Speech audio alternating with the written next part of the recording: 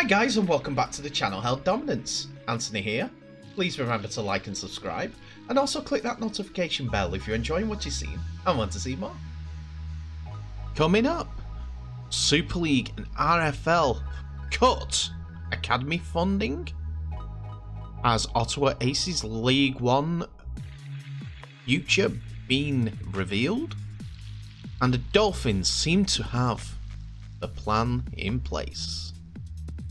And we start off at the Redcliffe Dolphins news as they have announced that Wayne Bennett will be the inaugural head coach of the NRL's newest team. Bennett, who's 71, has signed a 4-year deal with the Dolphins, who will become the competition's 17th club in 2023. Bennett said, "I feel very privileged. At the start of the season, I had no idea this would happen. It's been quite a journey. I'm pleased to be back in Brisbane. I'm pleased to be here. When I started in 1988 with the Broncos, we had virtually nothing. But it's a wonderful facility here, extremely well run and very successful. So, it's a different context. This is an established club and I recognise that. It's my job to come here and work within this framework. I want them, Redcliffe, to be the best club." So it looks like a very, very astute signing for head coach when it comes to experience, as Bennett holds the record for grand final wins in Australia with 7 and led the South Sydney to the 2021 grand final. He has won 6 premierships with Brisbane Broncos after joining them in their inaugural year, and the 2010 title with St John Illawarra Dragons. Bennett was coach with England between 2016 and 2020, leading them to the 2017 World Cup final, but also oversaw a disastrous Great Britain tour in 2019. At representative level, he's coached Queensland and Australia as well, so the experience is there, and it's someone that, if he was, in my opinion, about 20 years younger, could be a mainstay for the sport. Now, Bennett will now start the task of building a team within the 9.5 million Australian dollars salary cap. He says he will start with the marquee players and might lean on relationships he has built over his coaching career for either those type of players or the rest of his squad. He said, "We've got to get some marquee players. That will be the priority, and get the other players around them. Those relationships from State of Origin won't hurt me." With this information, there was a 2-page press release from the Dolphins as they confirmed their NRL management and governance structure. The new management team structure is a key step in a pathway towards the National Rugby League. Terry Reader has been announced as the inaugural NRL Chief Executive Officer after leading the successful bid to the NRL 17th club.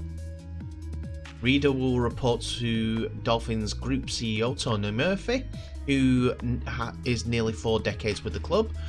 Murphy has played for the Dolphins between 1982 and 1986 before moving into football management roles and then into operations, becoming the Dolphins Group CEO in 2005 as the club expanded its asset base from 18 million to more than 100 million. There will be Bob Jones, Steve Blakely, Marley Newcomb, who've come on board as NRL clubs directors. There will be 3 more directors in the pipework. There's a lot more information there, so I'll just leave that for a few seconds so that you guys can pause it and read it. There is more on the second page about Reader's role, including Chief Strategic Officer and Chief Commercial Officer, playing an integral role in the organisation. and a bit more of a statement from himself within this.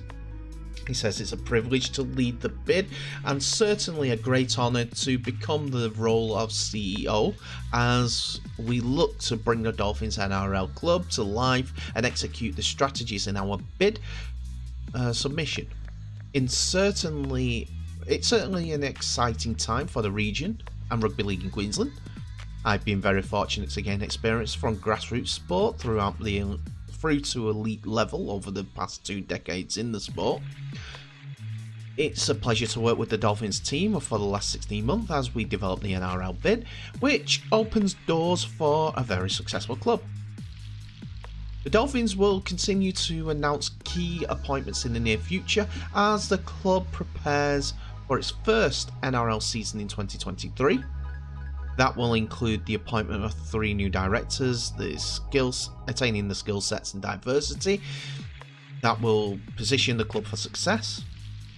And the group leader Murphy continued with the statement saying, "The Dolphins have always placed its high priority on having the best available talent to deliver for our stakeholders and will take that approach to the NRL. The club has always operated with a long-term outlook and with a commitment to the best performance possible on and off the field. We'll look forward to this next step." So it seems like there's a lot going on at the Ottawa Aces bid for joining League One, as it's been commented that they are set to join League One in 2022, having deferred entry from the 2021 season. Now, but they will be playing all their games in the UK. The Aces have the trump card of RFL membership, and it's rumoured that they'll use Bradford Odsal as their base as operations for the foreseeable future. It will take a number of teams in the 3rd tier up to 11.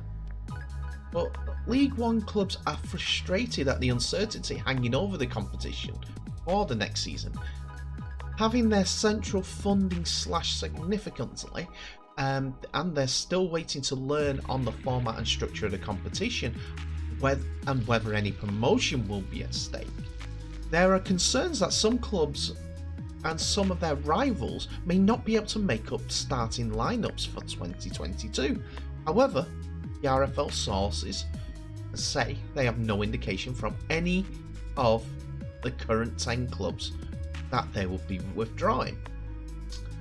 But going back to the Ottawa part, on social media there is the game caller Mick Gledhill, who seems to have a lot of rugby league knowledge and a lot of rugby league sources, and gets quite near to quite a lot to getting all the facts correct. There's some stories that he misses, but that comes with the territory as things fall by the by in any walk of life.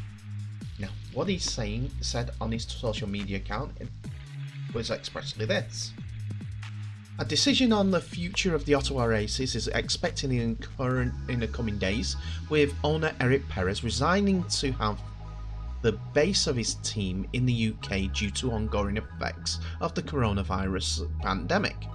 The RFL are planning for League One to have 11 teams in its inaugural season. One option open to Perez is to relocate Ottawa to the UK permanently, effectively changing the name and the brand of the club to something new. Such a move would be the end of the North American Rugby League expansion." Now, I'm not going to put any sugarcoating on that. That statement has been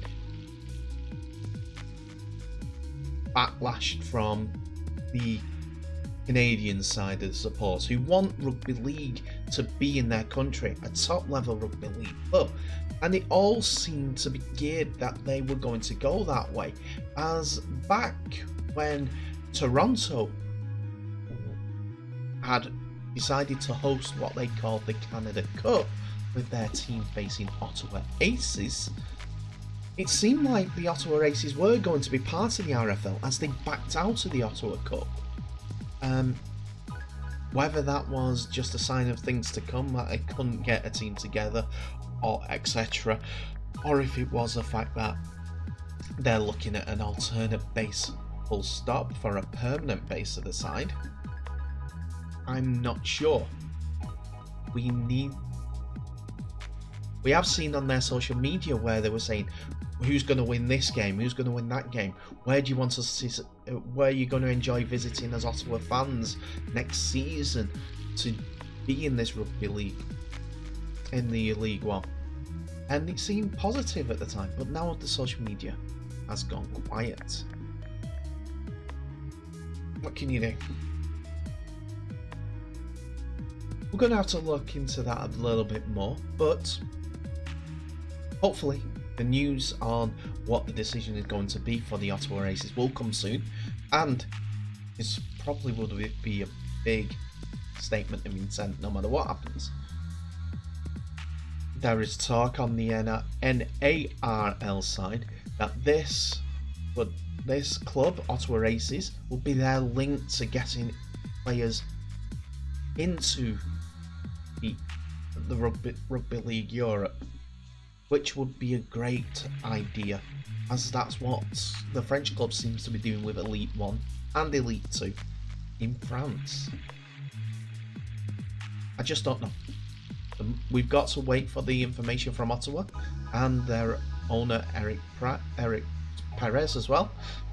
I've said his name a few times today, I don't know why I got that wrong, but we're all in a holding pattern, all in a wait and see. When they come out and say something, I'm sure we'll hear about it.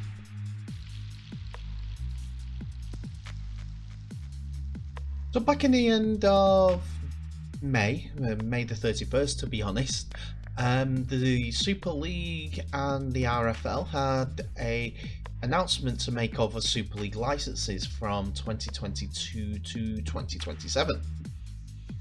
And they decided that only 10 clubs were going to get these licensing for being a Super League and Rugby Football League academies.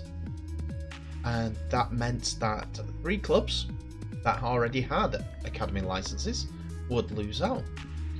Bradford Bulls, who are in the second tier Rugby League and an amateur club, but still churn out some really good academy players.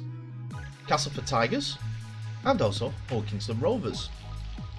There was also 2 applicants as well, the Leigh Centurions and also Salford Red Devils. Salford, who had developed connections with universities to produce and universities teams for development of academy players through 16 to 18. That left the 10 clubs: Catalans, Hull FC, Huddersfield Giants, Leeds Rhinos, London Broncos, Newcastle Thunder, St Helens, Wakefield Trinity, Warrington Wolves, and Wigan Warriors as unaffected. But due to this announcement, there was a lot of backlash from all fans, clubs, and also the associating members of the Rugby Football League. And Dave Rotherham, the RFL's on-field chief officer, said, "We are pleased that it has been possible to reach an agreement for the benefit of all, while respecting the process that led to the initial decision, which agreed in partnership with the clubs to involved and promote within the ability to challenge the outcome as a neutral extension of the process. The RFL will work with all 5 clubs to address the specific circumstances. All have responded to these challenges with impressive energy, which has earned these opportunities." So the RFL decided to reduce the amount of academies, and also said that they're welcome for the clubs to appeal the decision, the legal route, so that they can get their accreditation back and stay accredited. Especially with the rumour that Catalan's Dragons weren't going to be one of the clubs that'll take up the academy option. But it's come out in recent days that, according to loverugbyleague.com, academy funding is being completely cut from 2022. Some clubs have already started to reach out to fans and sponsors, stating their academy must become self-financing with no help from the RFL or SuperLeague. Although SuperLeague still holds the purse strings due to broadcast deals, they have refused to comment, instead passing the buck onto the RFL. It is an example of an issue getting stuck between the dual governance in rugby league at present. Now, Love Rugby League hit the mark more than they miss, a lot more than they miss, and so I take this information as well sourced. After all that with the academy status and reducing the amount of academies, and then the backlash, and then saying yes, we'll open the appeals process so that clubs can appeal the decision, to now saying they're not funding it whatsoever. What happened to Ralph Rimmer's comment of being, we've got to beat Australia? We're not going to do that if we're not going to produce the players from academies, or even have academies. We're going back to the 1980s. Yes, they have no funding, but that's because of dual governance in rugby league, and it needs to be aligned. Number two, what I think is still coming into it, the voting. The voting process that is in with the Super League clubs for realignment. They're scared of losing money because they're getting found out, because they're stupid. Well, in my words, my opinion, stupid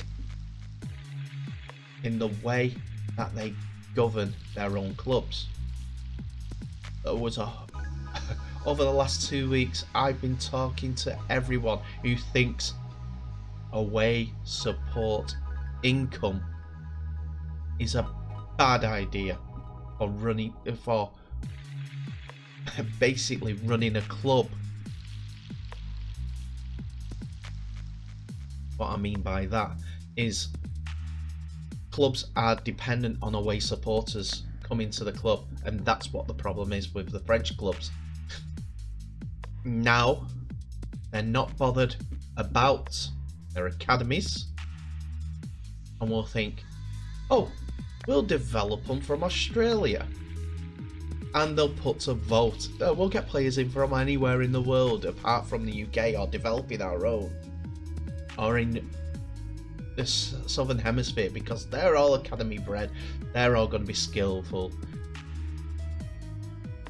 But the problem is there are rules in place. You've got to have X amount of players. 8 are foreign players only. Foreign player quota. Needs the international laws put in for that sort of thing, because then these people will start running their clubs properly. Yes, the TV deal has made them go down, but we shouldn't be relying on TV deals. We shouldn't be relying on away supporters for ticket purchases for running rugby league clubs. Not bothered about wealthy benefactors. The clubs should be run properly. And that's why teams like to lose are getting in the league. Yes, they have wealthy benefactors, but they're cutting their cloth accordingly. Have a look at their history, going in and out, in and out. They went in and out of the league, came back in, and have built a team. But going back to the main point, academies. We want kids coming into the club, playing, watching, even just watching at home on TV. Why? Because they're our next base of income. Got to be inclusive and stop taking things away from those that we'll need in the future. If you think rugby league's dying, get out of the club and get in someone who thinks we need to save this sport. We're putting years of following it ourselves, and we need to get out of the heartlands as well and produce more clubs.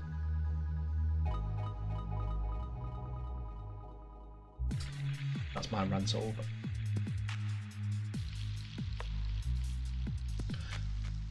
And that's it for another video, ladies and gentlemen. Thank you so much for watching. Please remember to like, subscribe and share this video worldwide, and also click that notification bell for new episodes when they're up and coming.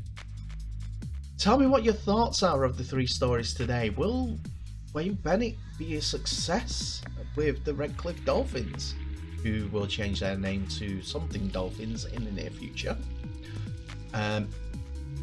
Do you think Rugby Football League and the SuperLeague are shooting themselves in the foot by cutting funding to the academy players and passing the buck? Or do you think that they were right to do it and making clubs pay for it themselves? And finally, what are your thoughts on Ottawa Aces? Are they going to be in the league? Are they going to be in League 1 next season? The RFL seems to be preparing for an 11th club for next season. Now, comments below. Have a discussion with anyone else who has a comment. I'll get involved myself. Just send a message and I'll get back to you straight away. Well, as soon as I can. In the meantime, thank you so much for watching. Share this video with all your friends. We need to grow our sport, as the powers that be over here don't seem to want to. But in the meantime, stay safe, all the best, and I'll see you in the next video.